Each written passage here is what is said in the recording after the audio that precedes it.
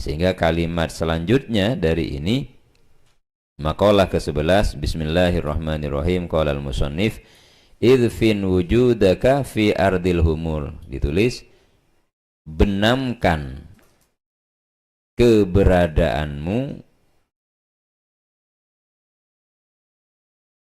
benamkan keberadaanmu fi ardil humuli, di tanah kerendahan.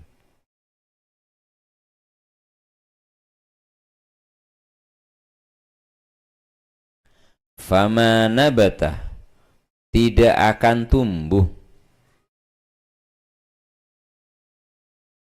mimma, dari apa, lam yudfan, yang tidak dibenamkan, lam yatimma natajuhu, ada yang bacanya nitajuhu, maka tidak akan sempurna hasilnya.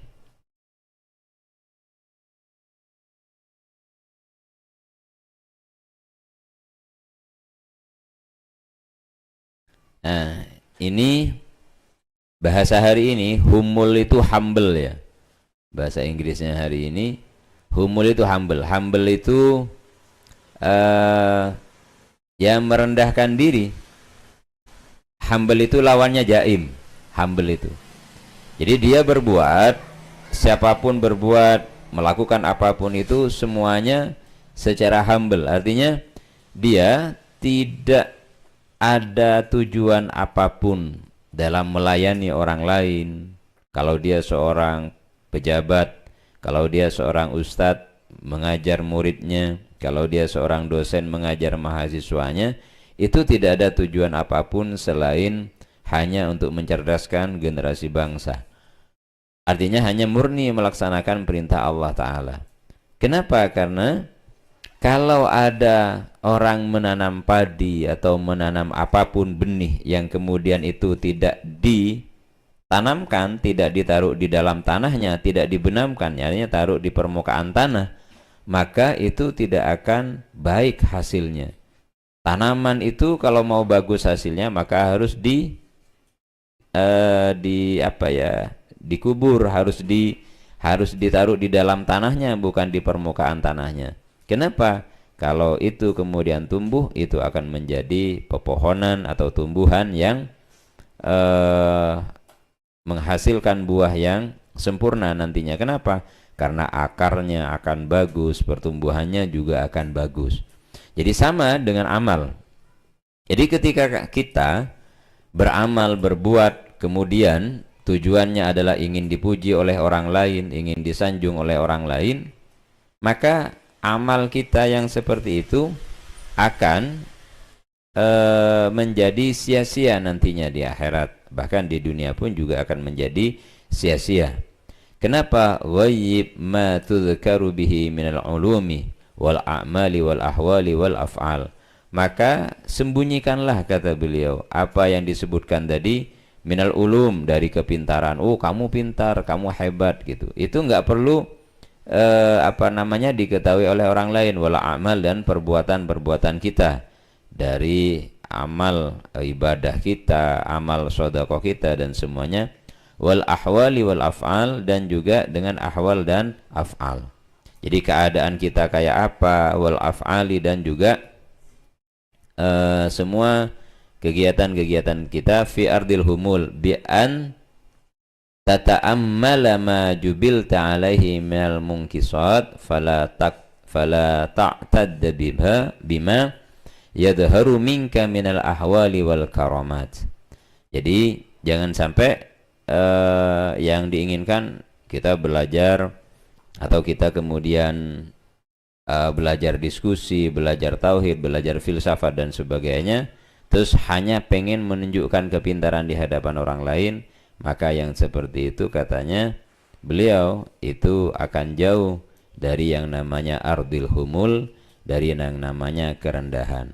Karena apa? Karena seseorang yang memiliki kesadaran sempurna tentang siapa dirinya sebenarnya, maka keberadaan dirinya tidak akan menjadi kebanggaan.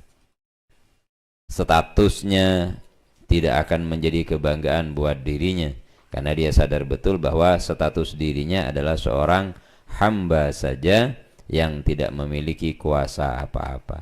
Nah, terus kalau sama kamu yang kemudian tersinggung ketika dinasehatin, tidak terima ketika diingatkan, itu apanya? Ego. Jadi orang yang bisa humul itu, orang yang bisa merendahkan diri itu adalah orang yang dirinya punya kesadaran bahwa dirinya adalah sebagai seorang hamba saja. Maka kalau kamu punya humul di dalam diri kamu, kamu akan berbaur dengan siapa saja. Jadi nggak ada bahasa itu kemudian kalau seluruh manusia itu humul. Nggak level, itu nggak ada itu.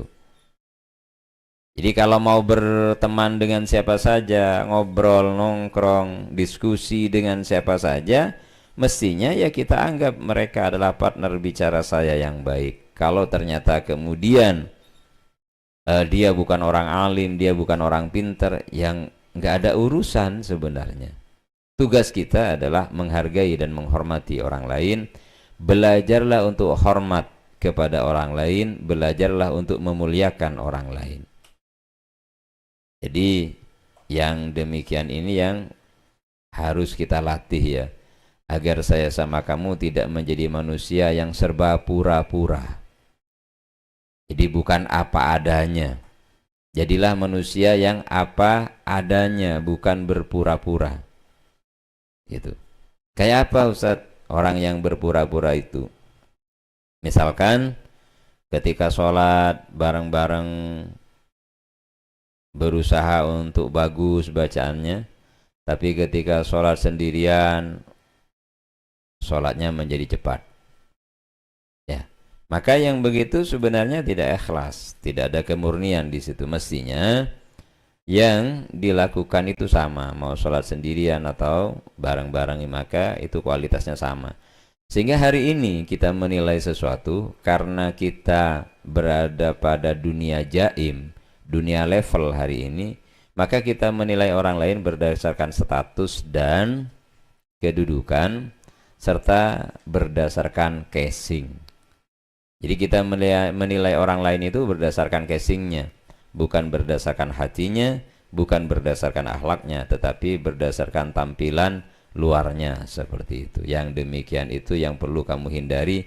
Gimana caranya buang ego agar kamu tidak mudah tersinggung dan pengen dikenal. Karena kenapa orang itu pengen dikenal? Ya karena dia punya ego. Ego itulah eksistensi diri kita secara manusiawi. Itu yang dihilangkan, diganti dengan fana, diganti dengan kesatuan dengan Allah Ta'ala. Apanya yang menyatu dengan Allah Ta'ala? Yaitu kesadaran bahwa kita sebenarnya tidak ada kalau tidak dikehendaki oleh Allah Ta'ala. Kita tidak punya kemampuan kalau bukan Allah yang menghendaki kita, seperti itu. Wal humulu diddus syuhrati, dan humul itu lawan dari terkenal. Jadi lebih enak menjadi manusia yang humul daripada menjadi manusia yang terkenal. Wa yu'abbaru anhu bimaqamil ikhfa, dan digambarkan dengan istilah makom yang tersembunyi, yaitu namanya humul. Jadi tidak perlu dikenal orang, yang penting perbuatan kita dikenal oleh Allah Subhanahu wa Ta'ala. Kalau memang sudah sanggup, nggak apa-apa terkenal di bumi tapi juga terkenal di langit. Jangan jadi manusia hanya terkenal di bumi, di langit tidak ada satu malaikat pun yang tahu sama kamu. Naudzubillah min dzalik. Masih lebih baik seperti Wes Al-Qarni, di bumi tidak terkenal tapi di langit dia terkenal. Kenapa? Karena di bumi dia adalah pengembala kambing dan orang yang berbakti pada ibunya. Atau Syekh Abdullah Wahab Asy'arani, beliau adalah seorang ulama yang pengen belajar kepada siapa namanya, kepada Syekh Ali Al-Khawas. Ali Al-Khawas sendiri adalah seorang pengembala kambing. yang arif billah. Oh gitu ya orang dulu. Kalau sekarang kan pengembala kambing ya murni wanbi gitu. Kalau dulu pengembala kambing arif billah. Hingga ketika beliau akan berguru susah kan. Syekh Abdul Wahab Asy'arani itu seorang ulama terkenal, ulama besar pada zamannya, akan berguru kepada pengembala kambing. Maka yang seperti itu sulit diterima nalar. Sehingga ketika beliau itu ditanya, kamu siapa? Saya As-Sayyid Abdul Wahab Asy'arani. Oh pulang. Karena masih bawa sayyidnya. Berarti dia punya kedudukan, pulang. Terus ditanya, kamu siapa? Saya orang yang sudah menulis puluhan kitab, pulang. Riadoh lagi kamu, puasa lagi. Esoro orang wan embi. Gimana itu? Baru setelah itu pulang, kok sudah ada diterima ya. Padahal beliau sudah ulama besar, terkenal, ngisi fatwa di mana-mana, ngisi pengajian di mana-mana. Ternyata mau berguru tasawuf tidak lulus. Sampai setahun itu. Pulang itu disuruh puasa, riadoh lagi. Hilangkan keakuan. Baru kemudian setelah pulang diem, apa ya yang bikin saya nggak diterima? Kok saya tidak futuh-futuh, tidak dapat pencerahan-pencerahan dari guru saya? Setelah setahun seluruh kitab yang beliau tulis yang membuat beliau bangga itu dibakar. Yang beliau tulis itu dibakar semua, betul-betul kembali kepada titik nol. Beliau datang ke gurunya, siapa kamu? Saya hamba Allah yang butuh bimbingan. Itu baru diterima setelah setahun. Dikira gampang nyari Tuhan, gampang tah orang membuang yang namanya keakuan, susah sekali. Apalagi Gen Z, Gen Alpha, aja boleh. Itu akunya paling di depan, mudah sekali tersinggung. Kenapa? Karena selalu fokus pada kesenangan.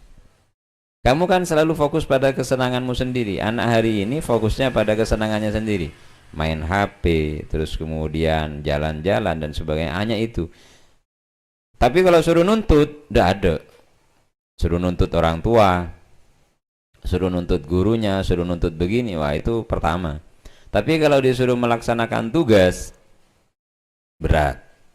Maka jadilah manusia yang pandai melaksanakan tugas dan kewajiban, walaupun mungkin tidak pandai menuntut hak. Jadi jadilah manusia yang pandai melaksanakan kewajiban, bukan pintar menuntut hak. Maka saya pernah bilang sama kalian, kalau kalian misalkan nuntut kiriman, nuntut belanja pada orang tuanya, yang sudah kamu lakukan untuk orang tuamu apa? Itu, ya Rin. Yang sudah kamu lakukan untuk orang tuamu apa kemudian? Mengkiriman telat baik ridu saya WA. Tapi hafalannya tak lancar, tak geridu. Setorannya tidak lancar, tidak tersinggung. Itu kenapa? Ya karena egonya. Maka kita ini sangat jauh, ya sangat jauh dari istilah humul, dari istilah ikhlas. Jadi nilai-nilai keikhlasan kita dan kerendahan kita itu masih sangat jauh seperti itu. Semoga kita semua diberi kesempatan untuk terus memperbaiki diri, memperbaiki amal menjadi ikhlas, memperbaiki diri menjadi orang yang tidak butuh populer, tidak butuh terkenal, tapi cukuplah Allah yang menjadi saksi dari seluruh keyakinan dan perbuatan kita bersama. Al-Fatihah.